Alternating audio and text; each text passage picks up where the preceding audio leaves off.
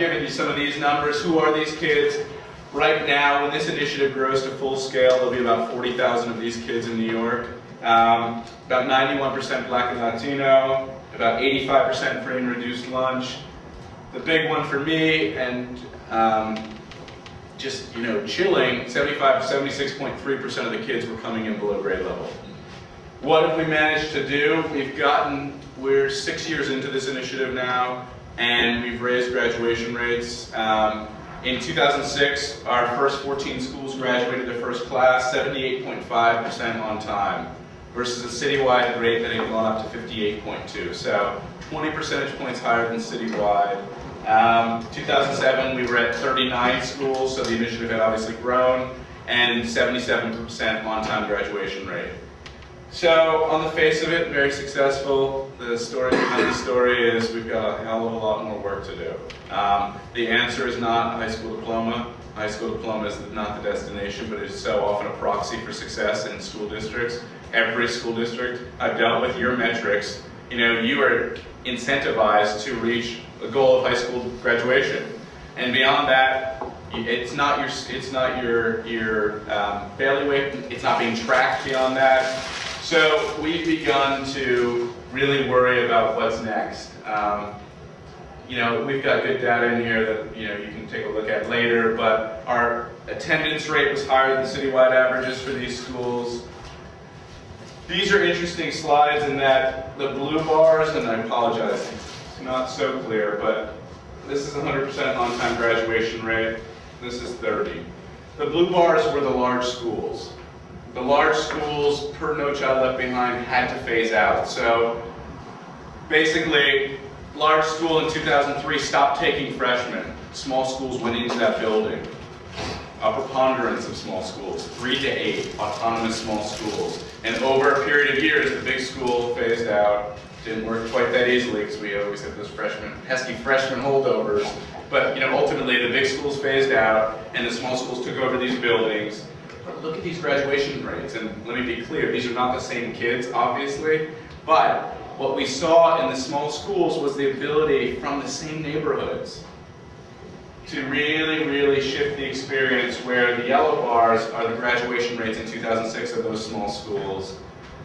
This is 2007 with some more data, but you get a sense. There were much better experiences for kids happening in these schools. So,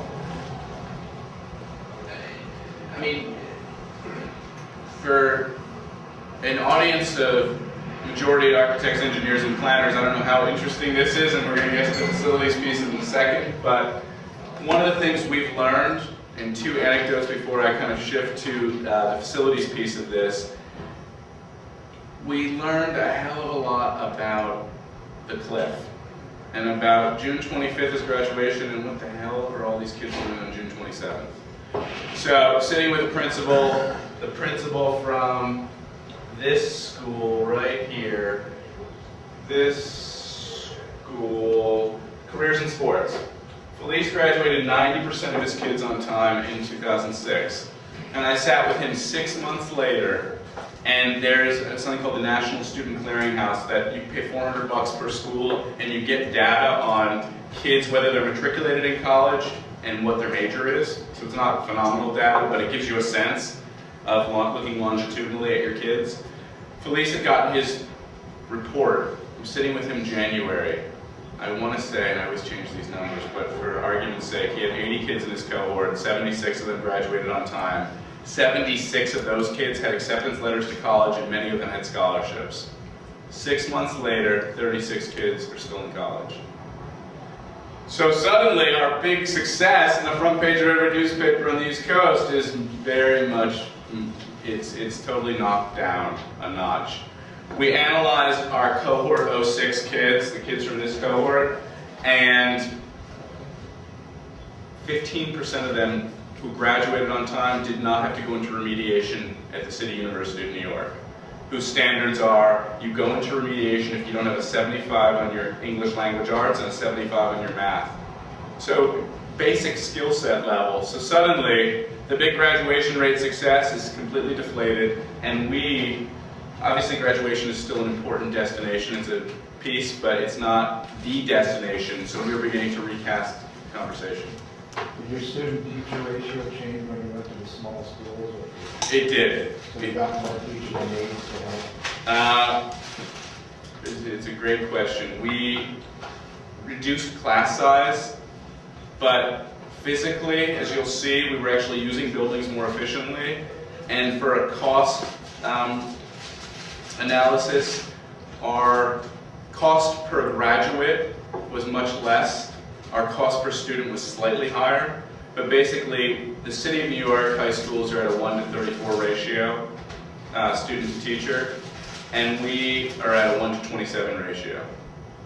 But, I mean, we can't control the admissions process, so often our oversubscribed schools are eking up in the early years, freshman, sophomore, to 28, 29, 30, but definitely lower. So what we've done is we've set a college readiness benchmark, and I apologize, the slide is a little cut off. But the idea is we need to begin to set metrics with schools and for schools that they understand that it's not about high school graduation, it is, but it's also about how to prepare kids for success in college. So, for those of you who are interested, I'm happy to go deeper on this at the end of the presentation. But this just gives you a sense.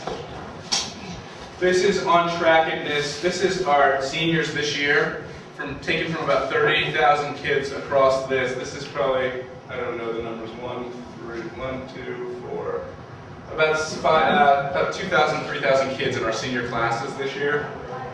Blue is on trackness for college readiness, means based on a whole body of national research around what it means to persist in college, we think 18% of this graduating class is ready to do that. The green says about 65% as of mid-year this year are on track to graduate on time. And the yellow is kids who, with credit recovery, with remediation work, can get to that place. And the red kids are the kids we're worried about, and the yellow kids, and now the green kids. But this just gives you a sense of a set of tools we've begun to develop for schools, for teachers, and for families that begin to articulate, how's John doing? Because John, it's a nice idea to be personalized, but if I don't know what John's actual grade point average is, what his credit accumulation is, in New York we have 5 exit exams, so what his Regents scores are, it's not worth a whole hill of beans whether he's got great youth development, or his wraparound support is good, but John needs to graduate from high school and have a pathway. So we as an organization have really begun to focus on college and career readiness. We're just learning what it really means, and we're trying to work with families and with schools to make this accessible. It's useless if it's on a slide. So we've got a whole set of metrics we've built for families where they can color in their students' progress over time, where kids can do it. We're doing a whole slew of family engagement around this. So, pivoting to the facilities conversation, what is this? How does this reform impact physical space? And are there any questions with that part before we get into the physical pieces? Okay. So, our schools that we have developed are not prescriptions. A lot of groups have cookbook recipes for schools, and you're an outward bound school and you do these 20 things, you're an Asian Society school, you teach a foreign language. Our schools there are 10 effective principles that, a lot of educators have spent a lot of time over the past couple of decades reifying, and not rocket science, but hard to do, not easy, don't mean to minimize that. And then what we had to do is we had to kind of rationalize how that would be programmed in existing buildings. So what we arrived at through arduous negotiations with the school construction folks. It was us and the Department of Ed. The school construction arm in New York is a separate authority. There was a lot of malfeasance about 10 years ago, big budget, so the state authorized a separate authority that works closely with the district but is autonomous. So it was us and the district that kind of ganged up on the school construction folks and said, this has to be about the reform. We're rolling huge amounts of money. We need to transform a 51% graduation rate, and we need to think together about how to do that. So what we arrived at were 2 programs, one for a 9 through 12 school, one for a 6 through 12 school. The idea was we need to standardize because we know all of you